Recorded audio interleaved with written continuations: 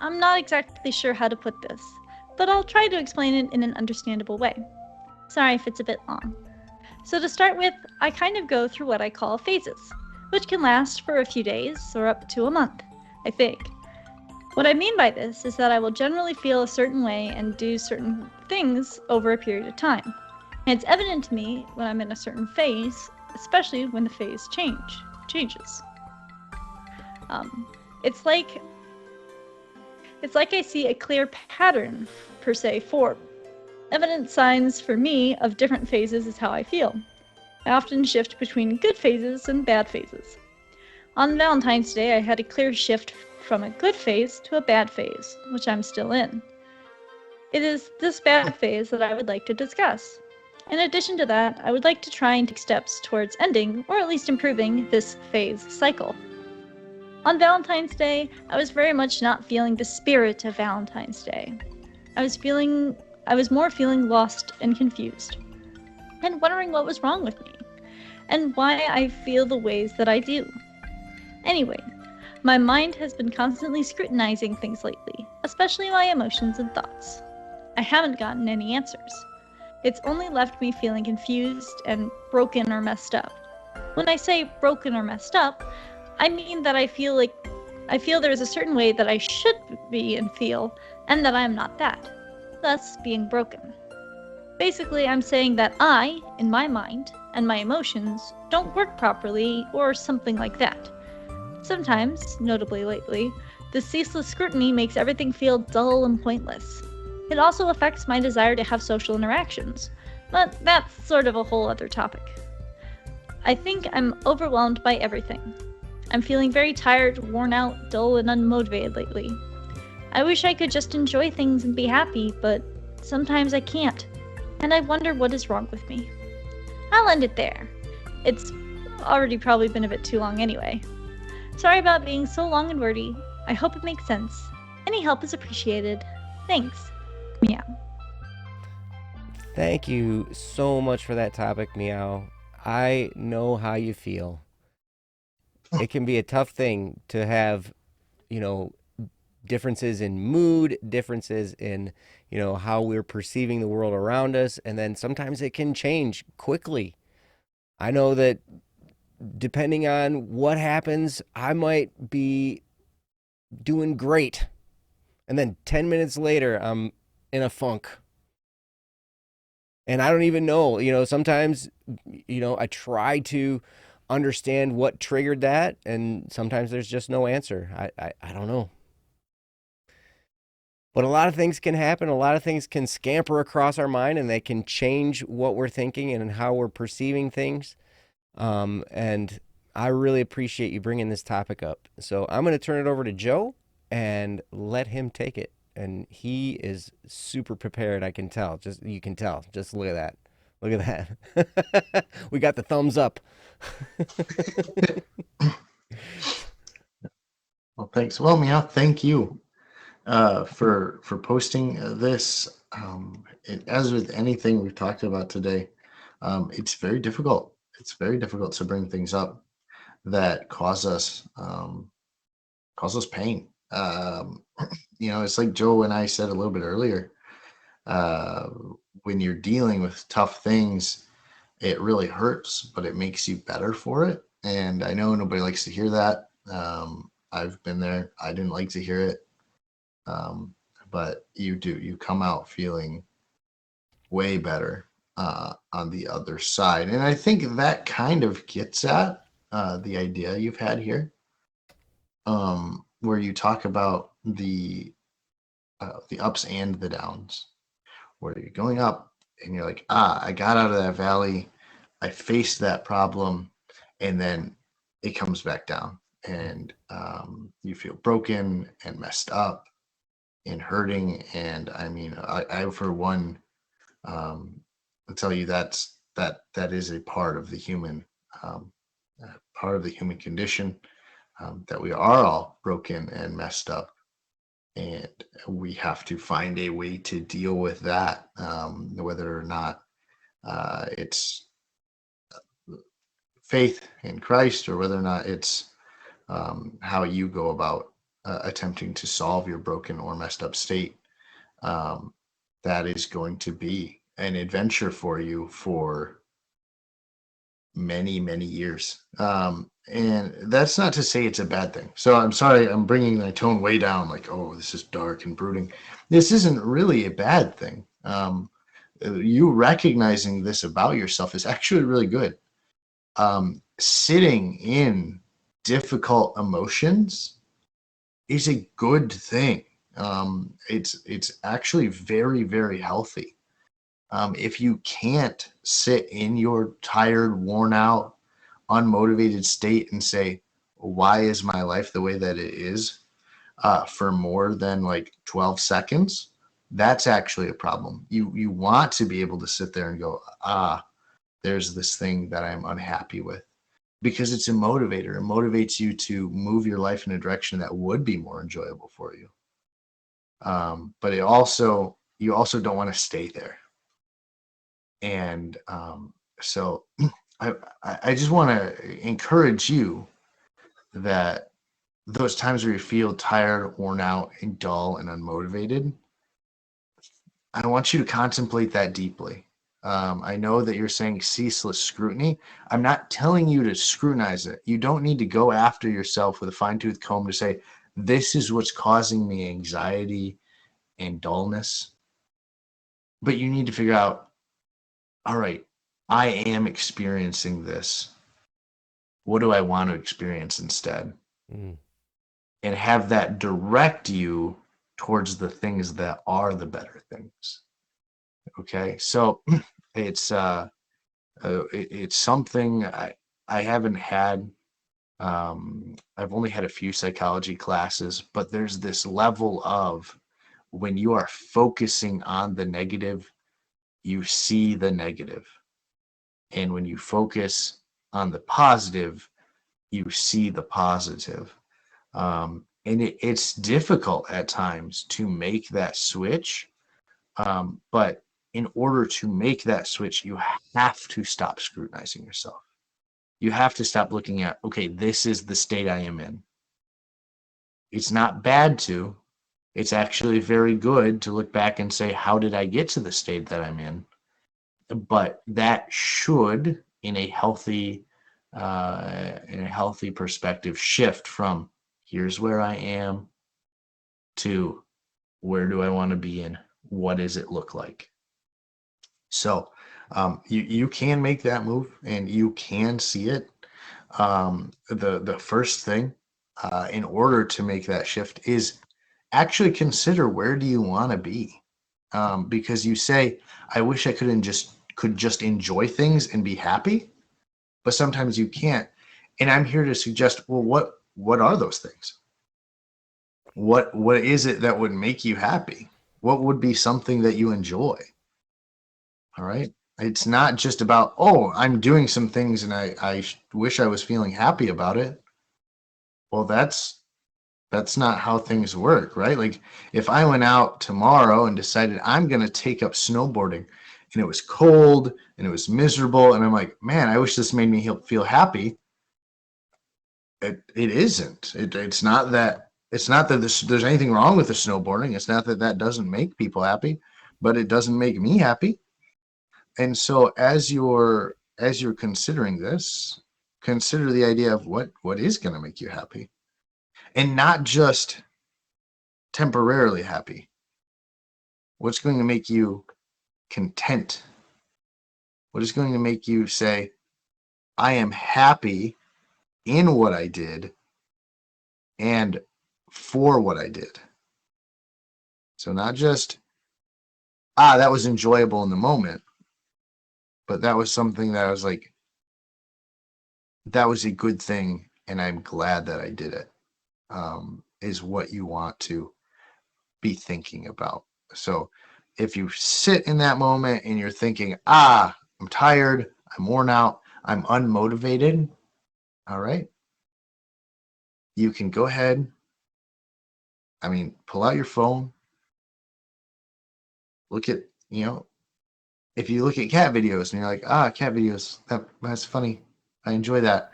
But you're finding that isn't bringing you long-term happiness, I would suggest that you recognize that maybe that isn't what you want to do to be happy.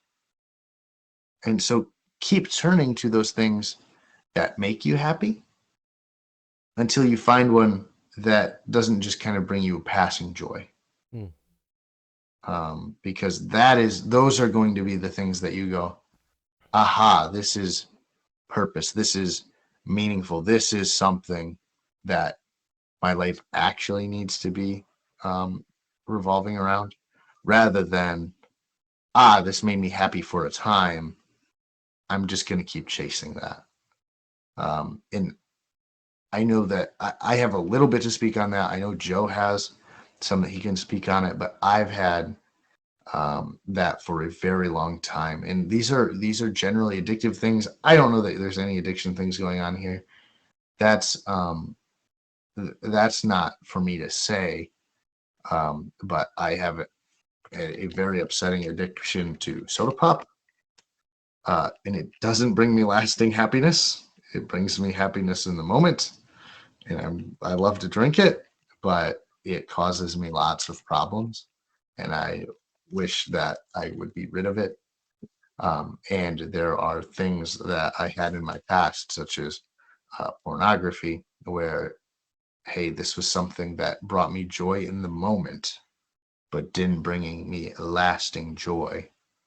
And so turning from that to my wife, whom I love, who does bring me lasting joy, as something that is good, it is really the key. I see here you put one part of scrutinizing myself is trying to make sure that I'm not a bad person or something like that. I think that's a good thing. Again, right? You should look back and say, all right, did I inflict this on myself? But at the same time,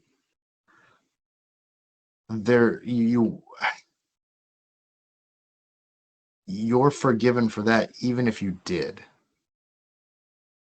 Even if the bad thing was your fault. Even if you are a bad person. That doesn't mean that you can't find joy. And I know that seems counterintuitive. I know that today we want to think, you know what, bad people get the bad things that they deserve. But it turns out a lot of us do bad things. And sometimes it's actually better that even bad people get the good things. And so while you're scrutinizing yourself, again, the scrutinizing yourself is going to make you look at the things that make you unhappy. So to turn from that and focus on something that does bring you happiness is the way out of the downswing. And I've talked far too long on this. I know that Joe knows far more on this than I do. He has been through the roller coaster you've been through the roller coaster. So I'm going to let you give the good advice, Joe. So make me shut up. I don't know if I'm gonna have all that great advice at this moment. I'm gonna try my best. And Joe says, I've been through the roller coaster. The truth of the matter is I'm on the roller coaster. Like I'm on it, man, and it's crazy. It is absolutely nuts. So I will ask you, Meow. I would ask you if you have a therapist, and if you don't, it might behoove you to find somebody to talk to, whether it's a counselor, a professional counselor, a counselor at school, somebody who is a professional in mental health to just talk to. It doesn't have to be a psychiatrist. And in fact, in some ways, it's better to start with just a licensed public counselor, a licensed practicing counselor. LPN, I think, is the letters after them, or LPC, whatever. They're not going to automatically put you on some kind of a medication. One of the risks with seeing a psychiatrist is sometimes they are focused on the medicinal remedy for what's going on, and they might automatically put you on some kind of medication that you might not necessarily need. Now, you might need it, but you can get to that point going through a counselor, to a psychologist, to a psychiatrist, to get to that point where, yes, you do eventually get to the medication. But I would generally think, if we can work things out without medication, it generally is a better deal for us, because then we're not messing with our chemistry to do that. Sometimes it's necessary. But if it's not necessary, it'd be good to avoid it, right? So there's a couple things that you can check off a list. And this is when I first started seeing my therapist. There were just some simple things about how I was living day-to-day life that could be helpful. And one was, how much sleep are you getting? For me, I failed miserably. I've been used to getting 4.5 hours of sleep a night for a long time. Long time. And my therapist was just like, "What? No, you should have you should have 7 hours of sleep at least." And I'm like, "Really? Like, I don't even know if I can do that anymore. Like, my body naturally wakes up after 4.5 hours." Still, I have to make myself go back to sleep. Like, I wake up and I'm ready to go. And I'm like, I only slept 4.5 hours. I need to go back to sleep. And so I have to force myself back to sleep in order to get the sleep that my therapist is recommending. Another thing is water. How much water are you drinking? I'm in America. I think you're in America too. We as Americans are abysmal at drinking water. Absolutely horrible at drinking water. We don't drink enough of it. And so if you're walking around tired and dehydrated, which I normally would, that's going to affect my mental well-being. Right? Another thing is eating. Are you eating good food? Are you eating enough? Are you eating regularly? This is also a thing that can affect, your mental state. So eating, drinking water, sleeping, and exercise, that's another thing. Are you doing something? Are you physically moving your body? Those 4 things really, really, really can have a huge impact on our mental health. And I can attest to that, because I have to remind myself, okay, I got to drink more water. I got to drink less coffee and more water, right? I gotta sleep more and eat less. Sometimes I need to eat more. I don't know. But those are some things that you can just check on and see, okay, am I doing these things? Am I drinking enough water? Am I getting enough sleep? Am I doing something physically, even if it's just going for a walk? You don't have to go crazy and join a gym and, like, become some kind of beefcake or anything. You just start, you can even just do some stretches. That can go a long way. But just doing something physically with your body where you're moving your body. And then eating, like, what are you eating? What are you putting in to your body? And is it enough? Like, are you putting enough into your body? One of the things my therapist said right now, I mean, I'm a Catholic, so we have we go through times where we fast from time to time, and my therapist said now is not the time for fasting. Because she asked me about that. She was like, I said, well, I do fast from time to time because I'm Catholic, and that's one of our practices, And she said, okay, now is not the time for that. And I said, well, perfect, because we don't have to fast from food. We can fast from other things. Like, we can fast from video games, or we can fast from movies, or whatever. I can fast from my job, or Actually, that might not be a good thing. Um, I got to do my job. Excuse me. But if you're going through a time like this where things can hit you and it just sends your mind into a tailspin, those are some things to check. And I would recommend finding some kind of a therapist, whether it's a counselor, a psychologist, a school counselor, or even a psychiatrist, somebody that you can talk to about this. Because what happens is, they will have insight into how you operate that you might not have thought of. One of the things my therapist told me recently, and this goes right along with what Joe was talking about, if you're scrutinizing, your thinking and your behavior and stuff like that, you're really looking at yourself in a negative light. So really there's this story, like this ancient Native American story about this Native American chief says to one of the young people in the tribe, he says, okay, here's some wisdom on life. There are two wolves in each of us. There's a plus wolf and a minus wolf. And the more you feed whichever wolf, it will grow. If you feed negative thoughts, they will get stronger and they will grow. If you feed positive thoughts, they will grow stronger and they will grow. And this isn't something that you do, and it fixes things immediately. This is something that becomes a habit. This is something that becomes a way of life.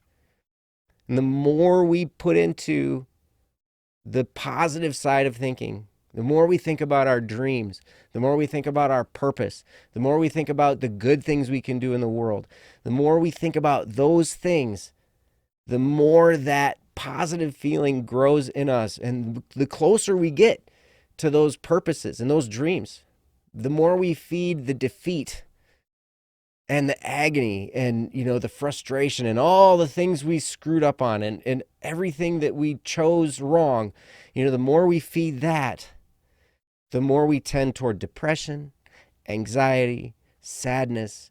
We tend toward and we tend toward those results in our lives as well, the ones that we don't want, but we're focused on them. And so we tend to move in that direction.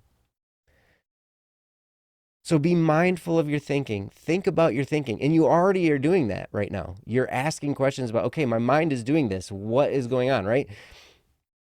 So think about your thoughts. What am I thinking right now? Why am I thinking this? I have to interrupt patterns in my head all the time.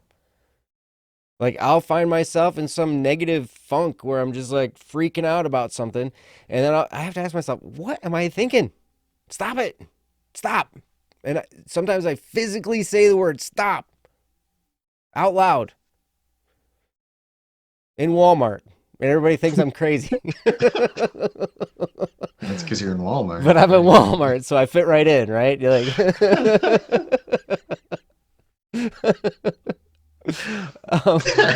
it's great. But the more, if you can learn to pattern interrupt yourself and then switch that will help you go a long way. Other than that, man, that's about the best I got. Joe, did you have anything else on this topic? I don't even know what more there is to say. It's an intense feeling. These emotions are intense because they've been here a while. Like this isn't you just saying like, I mean, you've indicated on Valentine's Day as very much not feeling the spirit of Valentine's Day. Yeah, me neither. But I'm going through a divorce. What do you expect? Like, and I honestly had a staff meeting on Valentine's Day. Like it wasn't like, yeah, let's do this kind of thing. But you've said you've noticed a clear pattern of ups and downs. Mm. And that means that you've been experiencing this for a while. Like you've been in it, you've been out of it, and you've been back in it. Which means you've been out before. You know the way out. It's just coming to a place of actually choosing the way out. And like Joe said, it depends on the wolf you want to feed. Mm. I remember when I was experiencing a similar kind of scenario, where I was really down, really beaten. I didn't want to do anything. I felt like I had messed up, and I had. I was the bad person in this instance. I didn't have to worry about scrutinizing myself and seeing if I was the bad person. I knew I was the bad person. And what I got to experience was, Joe talks about how you can fast many things. In this instance, I had never fully understood what fasting was until I had this very deep depressive experience. And I realized you don't really have to try very hard when you are emotionally torn too fast, um, because your heart is so rent that food just sounds awful anyway. Mm-hmm. And I honestly, when I was going through such a time, I was forcing myself to eat. It's like you have to, or you're not gonna live. So you have to eat something. Um, but there's that raw, deep emotional level that you'll get to where you'll say, I don't want this. Like, I don't. Like, I'm looking at this. This isn't what I want. And again, making that turn to something that is good is probably going to be the most impactful thing that you can do. Um, and I just encourage you, whether it's Don't Worry Wednesday that you come to often, whether or not you're just putting static P tunes on repeat, jamming out, uh, whatever is positive, you want to make that a part of your every day. I think Joe was talking about your health. And of the very few lessons I've heard from a couple of psychologists, it's how often we neglect um, just the normal everyday for trying to find answers that are quite simply, hey, maybe it's a salad on Tuesday. Mm. Maybe it's a cup of water uh, just before bed. Um, those things don't seem like great, outlandish activities that get you to joy, but those are the activities that get you to joy. So I want to encourage you by saying it isn't. It isn't a big jump. It isn't a big leap. It's not something that you can't do. It's something you can do, and something that you, if you really want to achieve it, can do it tomorrow. Mm. Um, I know that it often feels when you're looking at yourself, when you're looking at the negativity, that you've dug yourself a giant, massive hole that you can't get out of. And what you find is when you hit that spot, when you make the turn, you recognize that you've been just kind of digging yourself a hole for forever, and you turn around and you realize, I didn't even dig anywhere. I'm already out. There's no hole to get out of. I'm already there. So I want to encourage you and say, look, the you aren't climbing up and out of a giant, deep, dark hole. You're already out. You've just got to make that perspective change. So hopefully that helps you. Hopefully that's some good ideas from myself, from Joe, about some things you might think of. Is there anything else? Any other ideas that we might have hanging out here with us, Joe? I think Princess might have something. Princess, do you have anything to say on this topic? Princess has Um, helped me through some of my issues here, so I mean, I'd be happy to. and that's one of the largest things about emotions is don't beat yourself up because they're not logical. They're not logic. Mm. And as someone who is a very emotional and highly sensitive person, which yes is a term you can look up, um, I feel things, and that's largely how I'm directed in my life. I understand my feelings, and my feelings help me know. Now, they aren't logic, and they aren't truth, and you have to be very careful because emotions Mm-hmm. can very easily lead you astray, especially if you're focused so much on what you feel. And if you see that as your only truth is how I feel is the truth of the world, you're wrong. It's simply a perspective. But there are many ways that you have to live with your emotions. There are some people that are really good at not having strong emotions or turning off their emotions or being like, yep, but I'm just going to throw those aside or push those aside. And there's some amount of learning that you can do, which is again why I think that the recommendation for a therapist or a counselor of some sort would help. Because what I'm kind of noticing is that you don't understand your emotions and you don't know how to navigate yourself to understand your emotions. Many people are on cycles and they kind of have those up and downs. My up and downs tend to be higher, faster up and downs, where it's, my phases, if you want to look at it that way, might last minutes to hours. But there's also underlying phases I have that last much longer, that are days, months, years, that just kind of exist, So, and that's okay. That's okay. And it's okay to have emotions. There is nothing wrong with having emotions. I feel like sometimes logical people tend to be like, well, you don't need emotions, but there's nothing wrong with emotions, and they can be beautiful and they can be helpful. Mm-hmm. Now, they can also be hurtful because they are a tool, a powerful tool that helps you to connect with things, right? So on Valentine's Day, you probably had some expectation of, oh man, I'm really looking forward to something that's going to happen, right? And then it kind of doesn't really work out, or it never appears, or no one ever instigates that or starts it, or nobody says like Happy Valentine's Day, or nobody gives you a card, or nobody sends you a message, or gives you a heart, or says be my Valentine, or has little treats, or something in the day that you just were looking forward to. Doesn't happen. And you start being like, oh, well, I really hoped that something would happen. Well, what was it? And sometimes you don't even know it. You're like, oh man, I'm not feeling great today. But it was because you were looking for something. There was something missing, and you have to figure out what the piece is. But if you don't know what questions to ask or where to look or what you're doing, emotions can be very overwhelming and can be very confusing because they're not going to be straightforward. They're not going to follow logic.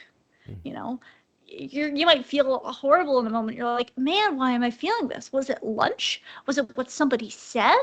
No. And it might have been 3 days ago you had a conversation with somebody that's just now catching up to you, and all of a sudden that's what it is. And it's just weighing on your heart little by little, drip by drip, until eventually it builds up enough that you're like, man, my chest really hurts.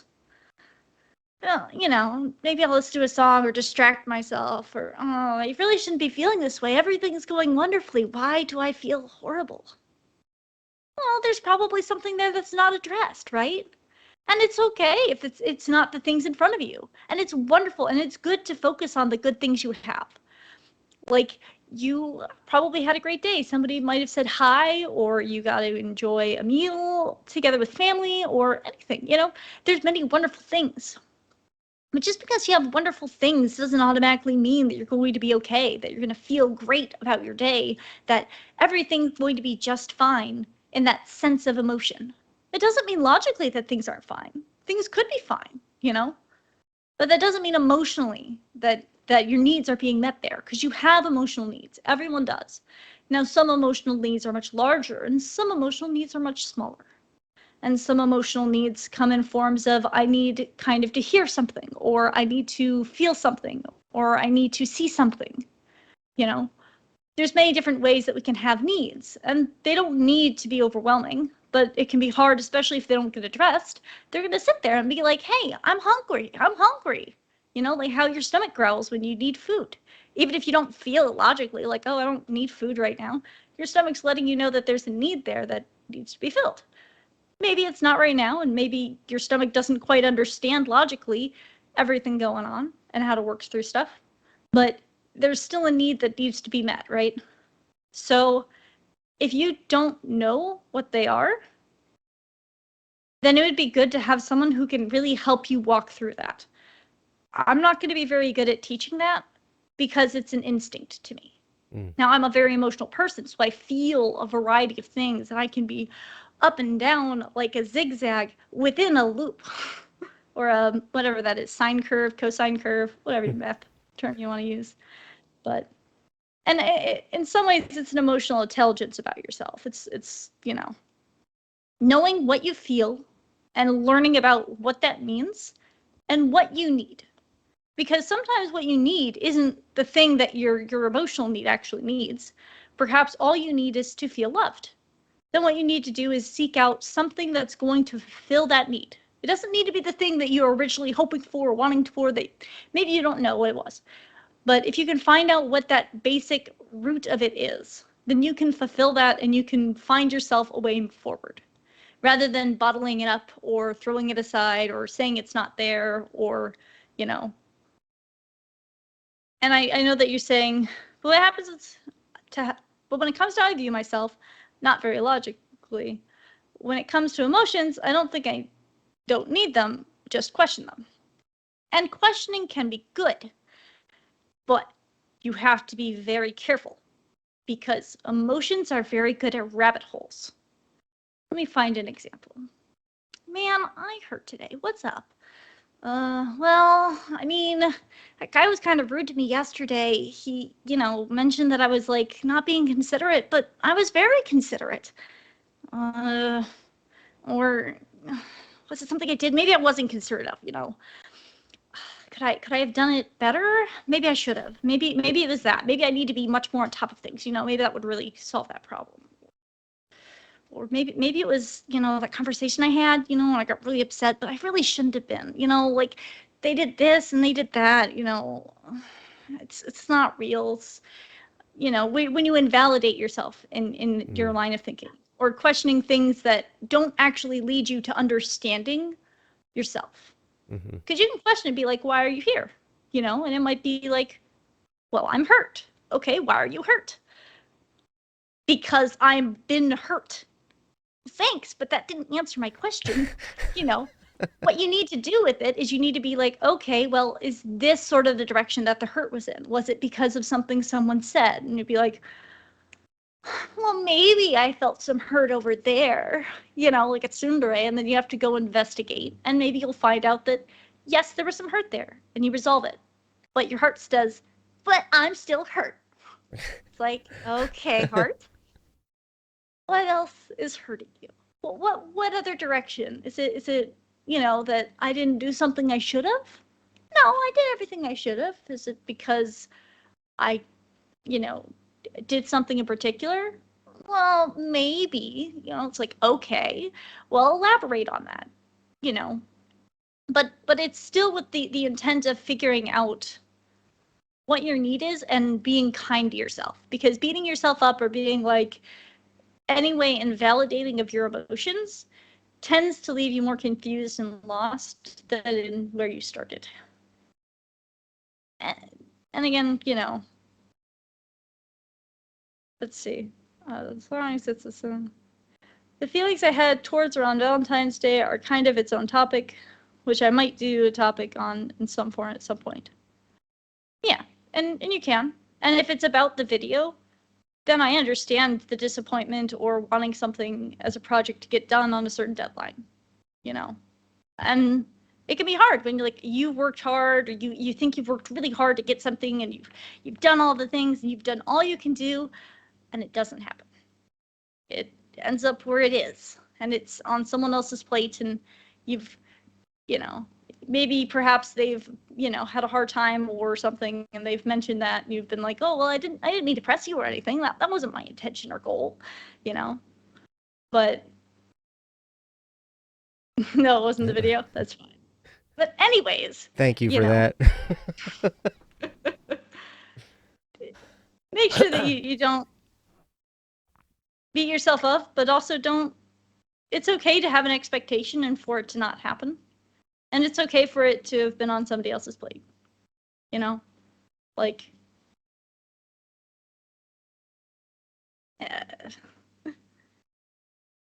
there are things that you can control and things you can't control. One thing you can control with effort and intention is your emotions. It's very hard to do because it takes a lot of convincing. And you have to look at it from a perspective of yourself to understand where you are coming from, and from another perspective to see where you want to go, where you want to be. And you have to marriage the 2 points together of, yes, I understand where I was, understand where I want to be, and I marry them together so that I can be there. So I think that I've done probably a lot more talking than I should or need to, so I'm going to move it on back to Joe and Joe. Oh, Princess, you're awesome. Thank you. And I need to listen to you more, I think. I need to listen to both of you guys more, actually. I've listened to your guys' advice, and I'm like, man, I could use this advice. It's great. Meow says in the chat, it was more observing everyone around me enjoying their Valentine's days and seeing all the gifts at school and things like that. I understand. It can be disheartening when there's something going on and we feel kind of left out. You know, I understand. One thing I know about you though, Meow, I have to say, I know you're a good musician. I know you're a songwriter. I know that that's something you've worked hard and trained at. I have found as a musician that playing, writing, composing, all of that stuff is a tremendous outlet for any kind of emotion. Lyric writing is another thing. I mean, I have a habit I do every morning where I set a timer for 10 minutes and I just write words because I was like, you know what? I need to get better at writing lyrics. I need to get better at this. This is a bottleneck for our company. You know, we want to produce more music. Lyrics are hard for all of us. There's nobody that's really proficient and fast at writing lyrics. And so I'm like, okay, I'm going to get better at it. And, you know, I've done this exercise for a while. Interestingly enough, you know, with all the stuff I'm facing right now, my lyrics are kind of dark. So I have to give anybody I'm working on a project with, I'm just like, okay, I'd be happy to write lyrics for this, but you just got to understand it's probably going to be a little bit on the dark side right now, just because. And they're like, nope, totally understand. I get you. And that's totally fine. But, you know, where you're at, you know, emotions are a tremendous place to grab creative energy from. They can be useful tools. Even like all emotions have a use. We don't like the feeling of sadness. We don't like the feeling of anger. We don't like the feeling of frustration. We don't like these feelings because they're uncomfortable. But they can be just as useful and sometimes more useful than the feelings we enjoy, like happiness and pleasure and stuff like that. But I'll tell you, I remember Steve, he's BSS company president, and he's in a single duel with me, and I remember coming to him at the beginning of all of this garbage that I'm now in the middle of, and it was really a struggle, and it's continued to be a struggle. And he told me at one point, he's like, you know, I'm really glad you're going through this, and I'm like, what? He's like, because I know you, and I know how good of material you come up with when you're in that place. And I've said it before too, I know this about myself. The best music I've ever written, I've written from places of hard times. Some of the best music I wrote was after I broke up with my first girlfriend years ago. I wrote some tremendous music. I was in a great jam band. We had a good time, you know, and I wrote some really good songs. That was some of the best music I ever wrote. Another time, I was working on my first project with Ryan, And I was in the process of losing our house. We couldn't afford it anymore, and we were losing our house. And the strain and the hardship of going through that time led to some of my best music that I've written. So, Long Hair Joe. That would have been early on. That would have been when I broke up with my with my first girlfriend. That was the band that when you saw those pictures, that was the band I was in when that was happening. The Long Hair Joe. But I tell you, you can have an outlet for your emotions. If it's anger you're feeling, exercise, something physical, something that makes you out of breath or sweat or whatever.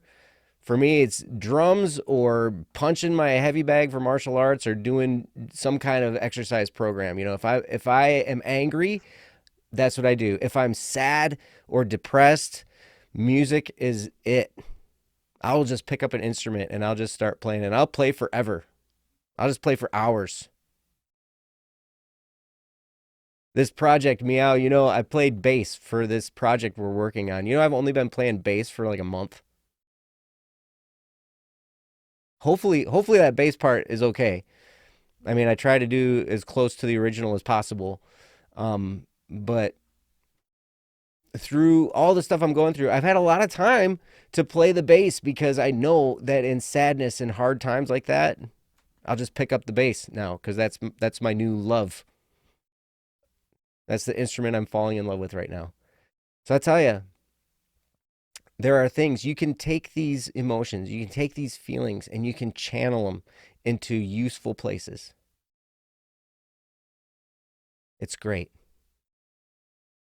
Even though it's hard and it's painful.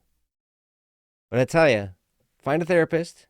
It would be good thing for you to find a therapist. It'd be a good thing to remember that you have an outlet for your energy. You have a creative outlet. And understand that emotions are temporary. Remember that for sure. Princess talked about, her ups and downs and like the sine wave that she's talking about. Mine is it would be a low pitch, let's just say. Very long wavelength. I'm not an up and down emotionally kind of person. Now, depending on what I'm going through, sometimes it can just come out of the blue. But what I have to remember, I have to always remind myself, this is going to pass. It's going to change. I'm not going to feel this way forever. And I'm not going to be able to necessarily choose how long I feel this way. But it will change. Something will happen and it will change. And it'll do the same for you. And if you can remind yourself of that, that can be a little bit of comfort as you're going through a really difficult emotional time. To just know that it is going to end. You're not going to be stuck there forever. I promise.